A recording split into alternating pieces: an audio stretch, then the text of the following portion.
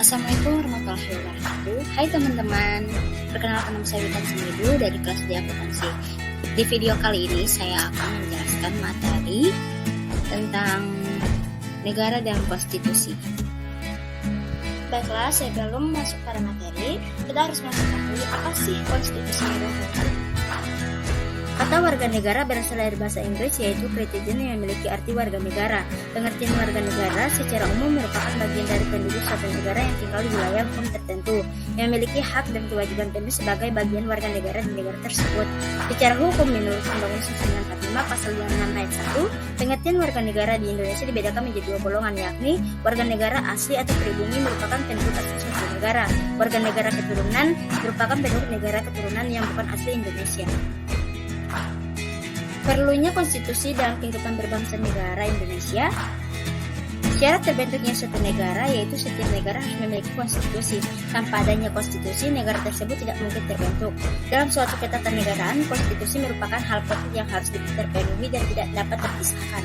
Beberapa unsur bentuknya suatu negara, yakni yang pertama, adanya pemerintahan yang berdaulat, yang kedua, memiliki wilayah, yang ketiga, rakyat, yang keempat, pengakuan dari negara lain. Namun keempat unsur tersebut belum menjamin bahwa suatu negara apakah dapat menjalankan fungsi kenegaraannya dengan baik apabila negara tersebut belum memiliki konstitusi. Selanjutnya, sumber historis, sosiologis, dan politis tentang konstitusi dalam kehidupan bernegara. Secara historis, dalam sejarah bangsa Indonesia, berdirinya organisasi Budi Utomo tahun 1908 disepakati sebagai Hari Kebangkitan Nasional. Karena pada saat itulah dalam diri bangsa Indonesia mulai tumbuh kesadaran sebagai bangsa, walaupun belum dinamakan Indonesia.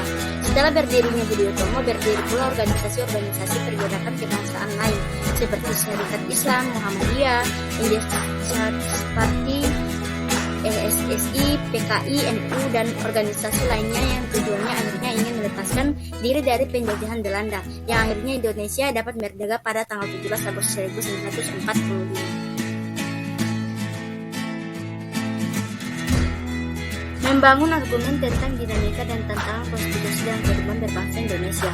Seiring berjalannya waktu, telah terjadi dinamika ketatanegaraan di Indonesia yang seiring berubahnya konstitusi yang berlaku. Dapat kita lihat kembali saat di mana Indonesia dilanda krisis moneter pada pertentangan 1977. Harga melambung tinggi, nilai rupiah merosot, dan keadaan akan memburuk sehingga sampai di mana masyarakat mulai tidak lagi mempercayai pemerintah, yang menyebabkan kericuhan di Jakarta dan sekitarnya. Karena keadaan sudah tak terkendali, akhirnya pada 21 Mei 1988 Presiden Soeharto pun mundur dari jabatannya. Hal itulah yang menjadi awal dari era reformasi tahun 1998. Mulailah muncul berbagai tuntutan reformasi di masyarakat seperti mengamandemen UUD NRI 1995, menghapus doktrin dwi fungsi Angkatan Bersenjata Republik Indonesia, menegakkan supervisi hukum penghormatan hak asasi manusia atau HAM, serta pemberantasan korupsi dan nepotisme atau KKN, melakukan dekriminalisasi dan hubungan yang adil antara pusat dan daerah, mewujudkan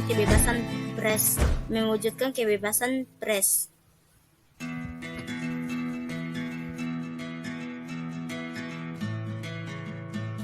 Dan seiring dengan perkembangan tuntutan perubahan UUD NRI 1945 menjadi kebutuhan semua bangsa Indonesia. Perubahan tersebut tentunya memiliki latar belakang serta tujuan yang jelas, yakni sebagai berikut. Latar belakang yang pertama, kekuasaan tertinggi di tangan MPR, yang kedua, kekuasaan yang sangat besar pada Presiden, yang ketiga, pasal-pasal yang berlaku di masa akhir, yang keempat, kewenangan pada Presiden untuk mengatur hal-hal penting dalam undang-undang. Tujuan untuk menyempurnakan, yang pertama, tantangan negara, yang kedua, kedaulatan rakyat, yang ketiga, HAM, yang keempat, pembagian kekuasaan, kelima, kesejahteraan sosial, yang keenam, eksistensi negara, demokrasi, dan hukum, yang ketujuh, hal-hal lain sesuai dengan perkembangan aspirasi serta kebutuhan bangsa. Baiklah, itulah penjelasan materi dari saya. Lebih dan kurangnya saya mohon maaf. Sekian dan terima kasih. Assalamualaikum warahmatullahi wabarakatuh.